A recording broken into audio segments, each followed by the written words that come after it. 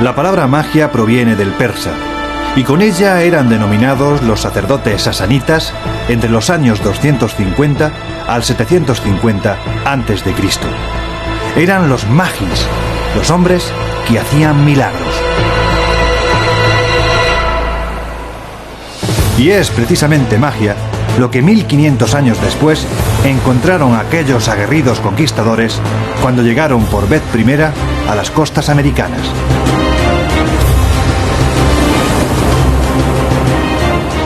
Se toparon con un continente lleno de riquezas, de rituales extraños y con culturas que no podían comprender.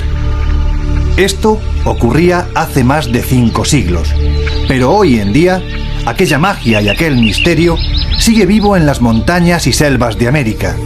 Es la América mítica.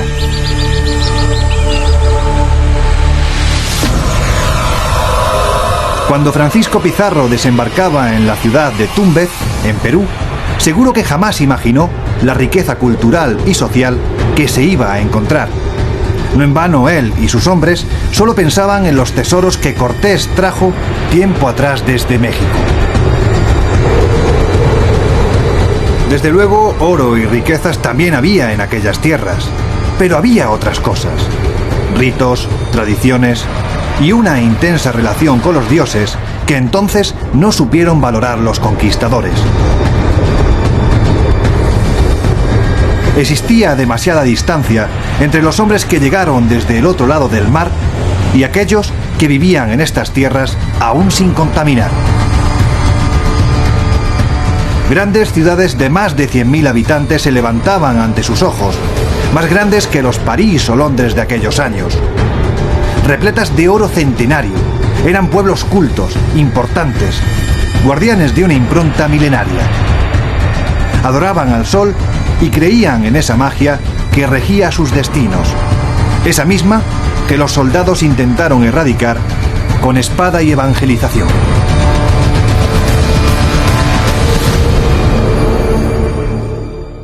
Dioses también, dioses encarnados, dioses vivientes que viven aquí. Ahí porque a la Inca no se lo puede mirar de frente, hay que mirar a la derecha o a la izquierda, pero nunca de frente. Es un desacato tremendo. El Inca no puede andar a pie por las calles, por el campo, tiene que andar siempre en andas, y en su propia casa tiene que andar sobre alfombras, porque si pisa el suelo está contaminando el suelo, y si algo por casualidad se le cae algo del cuerpo en el suelo, ese suelo ya es súper sagrado, tienen que levantar ahí una huaca, un pequeño templo, para que nadie más se pise en ese lugar. La conquista no fue difícil, pues los incas se encontraban en plena guerra civil entre los hermanos Atahualpa y Huáscar. Así que, por medio de acuerdos y engaños a ambas partes, se hicieron con el imperio más importante de América, un territorio que iba desde Ecuador hasta Argentina. Había tanto oro que los conquistadores terminaron guerreando entre ellos, ante la atónita mirada de los incas, que observaban cómo aquellos soldados, mitad hombres, mitad caballos, se mataban por unas riquezas que para ellos únicamente poseían un valor ornamental y también ritualístico, espantados ante el ansia y la codicia de los españoles por el oro. Pero aquello era solo el principio.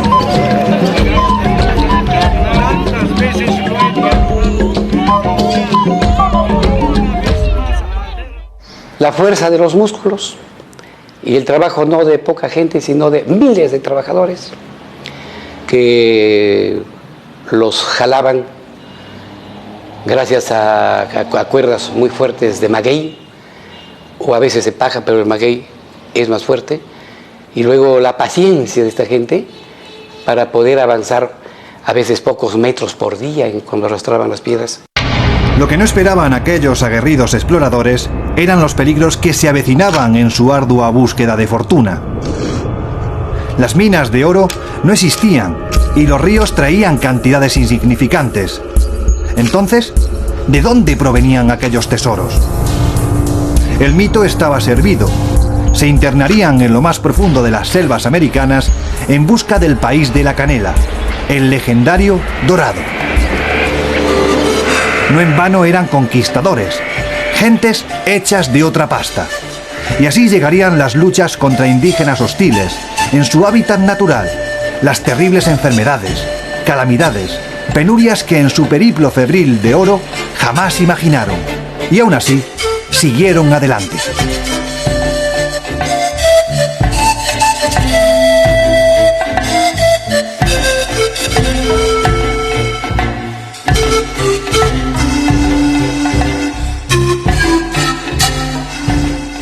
El Dorado, el país de la canela, las leyendas de esta América mítica. Una de las más importantes de estas expediciones fue la de Gonzalo Pizarro, que con más de 3.000 indígenas salió en busca del país de la canela. En ella le acompañaba su capitán Francisco de Orellana, y tras varios meses de penurias y calamidades, decidió mandar a Orellana en busca de ayuda para poder salir de aquella impenetrable jungla. Orellana viajó y llegó hasta el río Amazonas, a la zona de Leticia. En este lugar contactó con indígenas que le proporcionaron comida y un barco, pero el barco no pudo remontar el río y tuvo que bajar.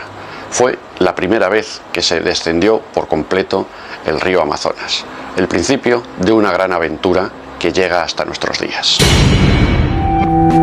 Poco a poco, con sangre, sudor y lágrimas, formando parte de históricas expediciones, se fueron abriendo esos caminos olvidados y desconocidos, que enseñarían los secretos ocultos durante miles de años en la América más mítica. A pesar de los intentos de que todos los indígenas abrazaran la fe en Cristo, estos mantuvieron sus rituales y costumbres, unas ceremonias que han llegado intactas hasta nuestros días.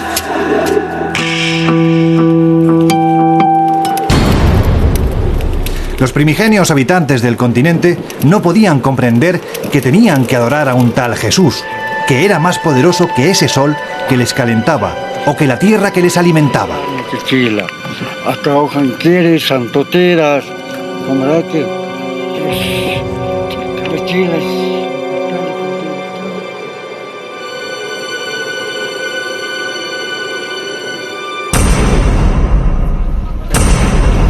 Un mundo impresionante se abría a ojos de aquellos hombres, que en sus cada vez más arriesgadas expediciones llegaron hasta el centro de Colombia, la nueva Castilla de Oro, tal y como fue bautizada, donde los indígenas nativos comentaban se encontraba el ansiado dorado.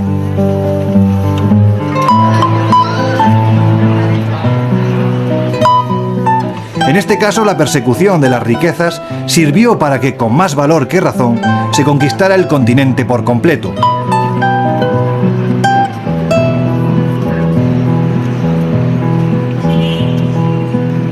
Los soldados subían hasta alturas de más de 5.000 metros, donde a los caballos y aún menos a los hombres les llegaba el oxígeno, luchando contra la resistencia indígena, muchas veces en proporción de 100 españoles contra miles de estos, venciendo en todas las batallas, pues cuando la caballería cargaba contra los indígenas, estos huían despavoridos. Todo fue bien hasta que se dieron cuenta de que aquellas máquinas de matar se podían derribar, y lo que iba encima no eran sino hombres como ellos, a los que también se podía matar, y esto encarnizó la lucha.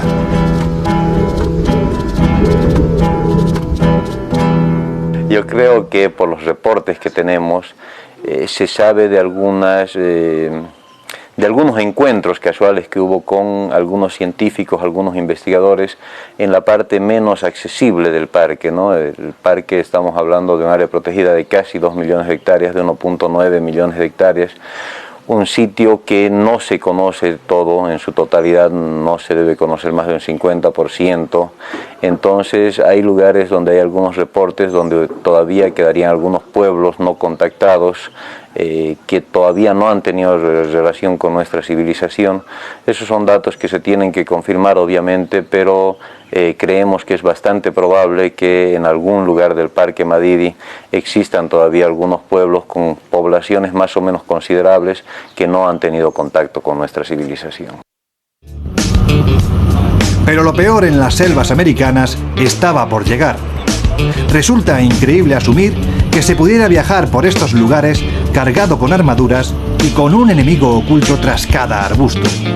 Era el Amazonas, las junglas más impenetrables del planeta. Pero lo hicieron, y se enfrentaron a una cultura muy diferente a la suya. Unos indígenas que adoraban a la naturaleza como fuente de vida.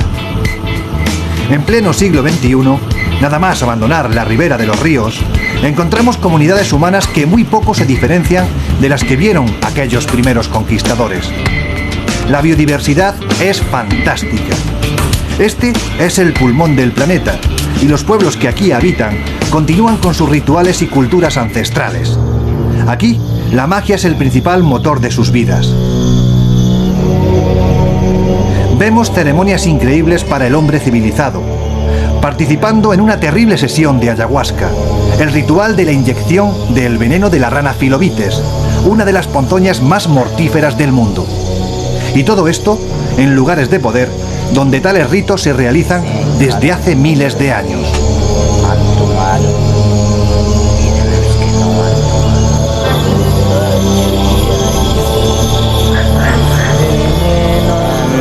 Ya me poderoso ser un son de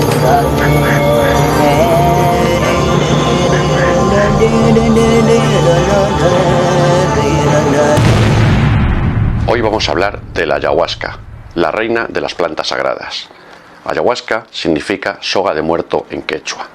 Esta planta y sus poderes alucinógenos se utilizan desde el principio de los tiempos para adivinar el futuro, para cambiar de lugar, para viajar a lugares del mundo invisible, que de otra manera será imposible el acceder a ellos.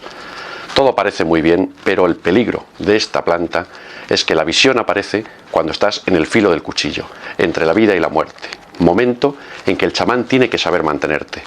Si no, una toma de ayahuasca puede ser la mejor experiencia de tu vida o quizás la última. El cuartel general de la conquista hacia el sur de América se encontraba en Panamá. Este istmo era un lugar estratégico hace 500 años, exactamente igual que hoy en día. Desde aquí partían todas las expediciones que en la mayoría de los casos nunca regresaban. La salida debía hacerse por barco, pues en este país la vía terrestre se acaba en la frontera colombiana, en el famoso tapón del Darién, una selva que todavía en la actualidad está prácticamente sin explorar y que a nosotros, al internarnos navegando por sus más que recónditos ríos, casi nos cuesta la vida. El lugar es maravilloso, pero el hombre blanco aquí está a merced de la naturaleza. Sobrevivir cada día es una aventura. Sin embargo, los indígenas que viven en esta selva son los más felices del planeta, pues debido a la dificultad de acceso, nadie viene a molestarles. Y aquí pueden vivir con sus costumbres y tradiciones ancestrales, ajenos a las miradas aviesas del hombre civilizado.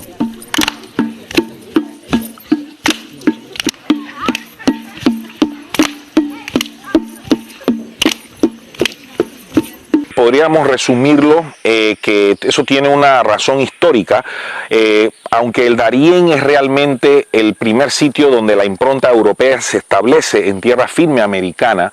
Una vez que se descubre o se conoce el Mar del Sur o el Océano Pacífico y se encuentra un pasaje más angosto para ir de un océano al otro, se abandona el Darién. Toda la atención de la colonia española se concentra en el centro de Panamá y esta área queda deshabitada. Lo que se da pues para que sea refugio, a veces, que fue refugio a veces de bandoleros, de piratas, de indígenas rebeldes. Tenía una tradición de ese tipo, ¿no? Donde siempre ha existido el misterio. No obstante, el lanzamiento económico de Panamá no llegó hasta finales del siglo XIX, cuando comenzaron la faraónica obra del Canal de Panamá. Unir el Océano Pacífico con el Atlántico constituía una obra maestra de ingeniería.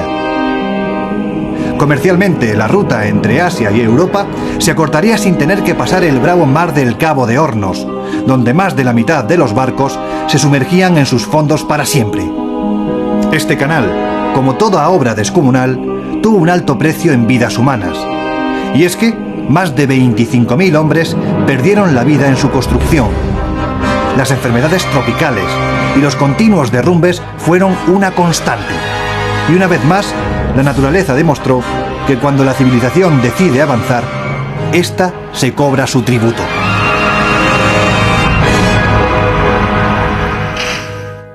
Yo creo que definitivamente hay un antes y un después de la invasión. Entienda que la invasión provoca la mayor pérdida de vidas que yo sepa en la historia de la República de Panamá.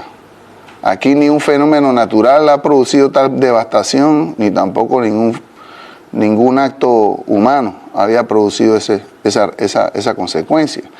Y yo creo que después de la invasión, yo creo que nuestro país todavía en realidad no ha asimilado ese golpe, en términos espirituales. Porque por un lado no se habló de eso, y eso yo considero que no es correcto. Cuando usted sufre un trauma de ese tipo, un trauma emocional de ese tipo, creo que lo más saludable es hablar sobre eso.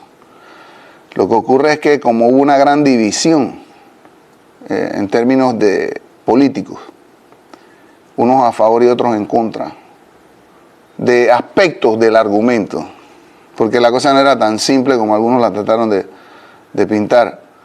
El argumento era un argumento complejo. Usted tenía la situación de Noriega por un lado, la situación de la invasión en sí por el otro, la situación de grupos políticos que querían asumir el poder, la situación de gente que no quería la dictadura, la situación de gente que quería que volviera la oligarquía al poder. O sea, tenía tantos grupos y tantos intereses que no es fácil decir que usted estaba simplemente a favor o en contra, independientemente del hecho ese, de la variedad de opiniones sobre el punto.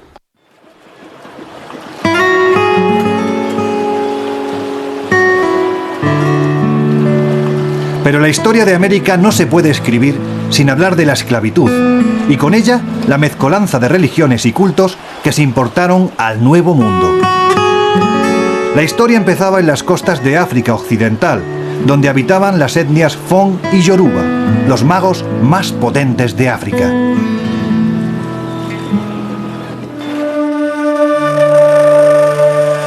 Estos hombres fueron capturados por los tuareg en el interior del continente negro, para más tarde ser vendidos a través de los mercaderes árabes a los comerciantes blancos.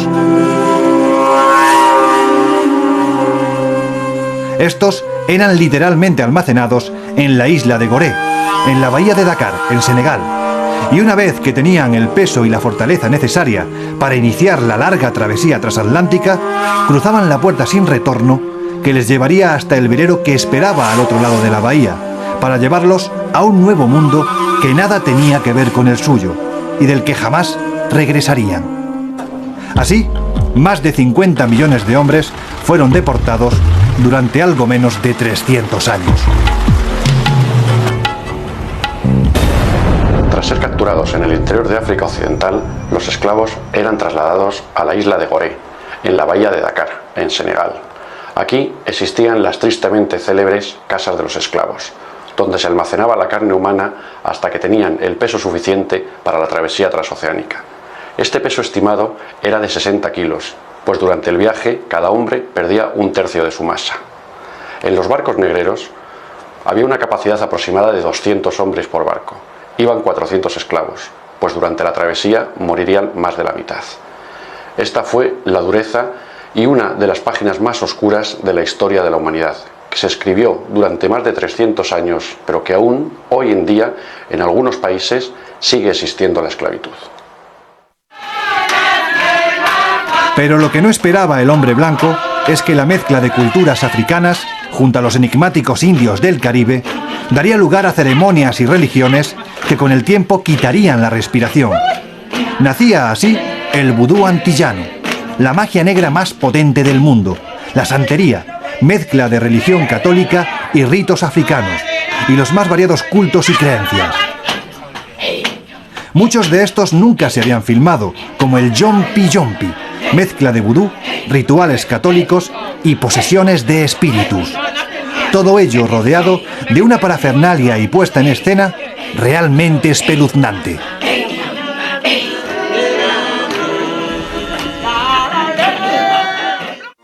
Haití, cuna de mitos y leyendas.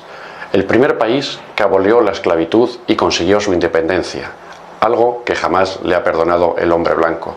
Sigue siendo uno de los países más pobres del planeta. Y para hacernos una idea de lo que es Haití, basta un dato. La Declaración de Independencia haitiana se escribió sobre un pergamino hecho con piel humana, con una bayoneta como pluma y con la sangre de un general francés. Esto nos da una pequeña idea de lo dura que es la gente que habita en este país. Esta es la América mítica, cruel y salvaje, bella y bondadosa, mágica como ninguna otra parte del mundo. Aquí, los mitos, las leyendas, el sincretismo religioso y las ceremonias ocultas siguen tan vivas como el primer día. El tiempo, ese enemigo inmisericorde, no parece afectar a estos, permitiendo que en la espesura de sus junglas permanezcan escondidos tesoros perdidos y ciudades milenarias. Enclaves de un mundo antiguo que durante semanas hemos podido visitar, montados en nuestra particular máquina del tiempo, siendo conscientes de que la aventura, en definitiva la búsqueda de los últimos paraísos, sigue tan viva como el primer día.